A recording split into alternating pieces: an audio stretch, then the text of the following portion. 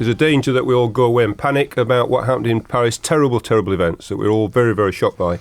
But it's my job to put in place plans to keep them safe. And that's what we've been announcing over these few days. So the first thing I've done is to order that there will be more firearms officers available every day on the streets. We have armed response vehicles. I'm not going to say how many, for reasons that are obvious. How did you know that was going to be my next question, Sir Bernard? But we've increased them by about a third. That's quite a significant undertaking, but I'm determined that we are well prepared should anything like that happen here.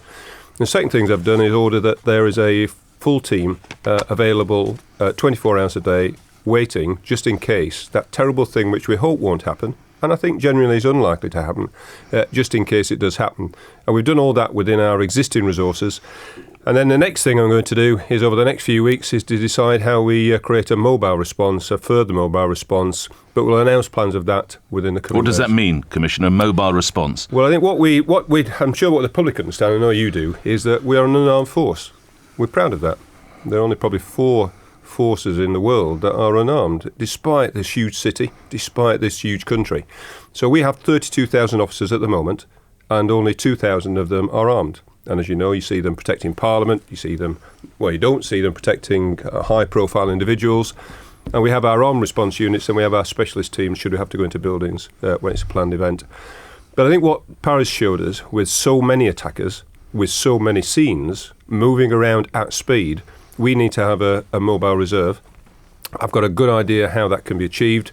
And over the next few weeks, as I've worked all that detail out, we will be announcing it. It won't necessarily need more resources, but it will mean that some of our officers have to have another skill.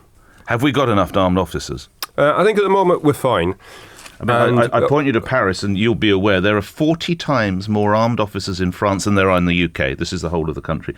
And we hear about something called multiplicity of attacks now, Commissioner, which, just to explain, it's where, let's say something kicks off at a football stadium in London and then a shopping centre and then a cinema. Have you got enough men and women with guns? I believe we have at the moment, and so therefore people should be reassured by that. But what I've said is that, what I've just explained to you is that we're working up plans now so that in a short period of time we've got an extra, I would think, probably about another third on top of the core provision. So what I've said to you already, the armed response vehicle element, we're increasing by a third straight away.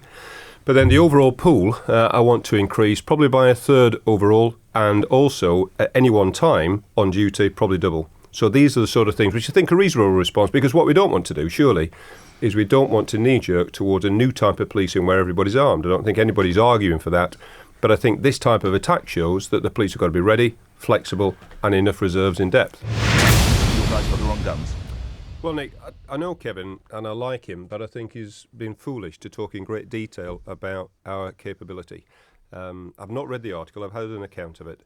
So we never talk about operational matters. And the reason But I have to put this